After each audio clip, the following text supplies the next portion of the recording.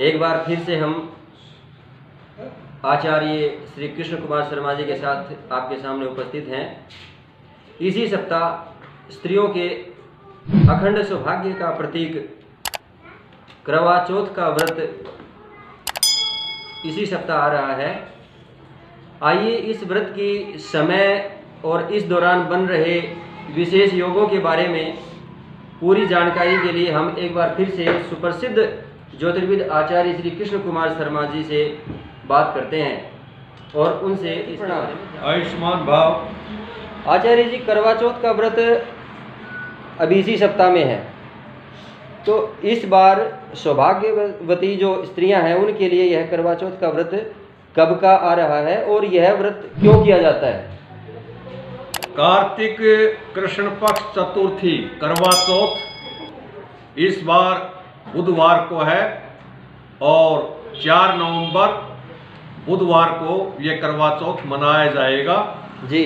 सौभाग्यवती स्त्रियां अपने पति की दीर्घ आयु की कामना के लिए इस व्रत को रखती हैं। तो इस व्रत का वृतांत और कहाँ मिलता है? इस व्रत का वृतांत पुराणों में अनेक स्थानों पर मिलता है।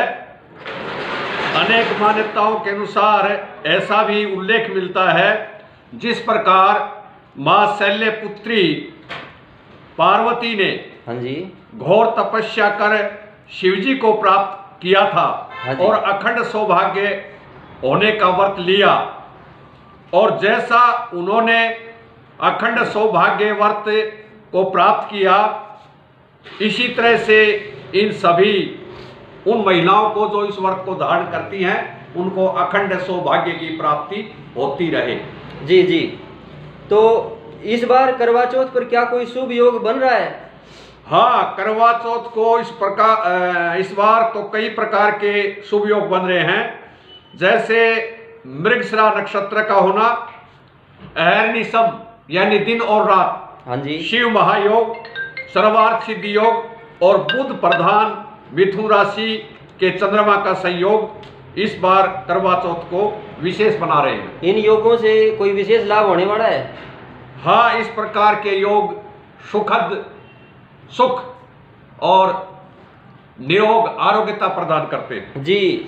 तो अभी जो हमारा जो क्षेत्रीय जो शहर हैं, सबसे पहले सतनाली और फिर जो नज़दीक के जो शहर हैं नारनौल, गुरुग्राम, रेवाड़ी, महेंद्रगढ़, अटेली और कनीना आदि जो क्षेत्रीय शहर हैं, इनमें चंद्रोदय का समय क्या रहेगा?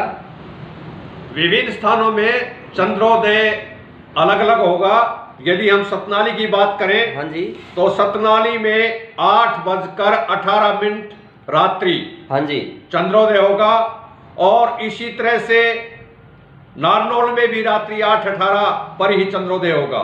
हाँ जी। इसके अतिरिक्त गुरुग्राम में 8:13, रेवाड़ी में, महेंद्रगढ़ और अटेली कनीना में, रेवाड़ी में 8:16, महेंद्रगढ़, अटेली व कनीना में 8:17 बजे चंद्रोदय उदय होगा।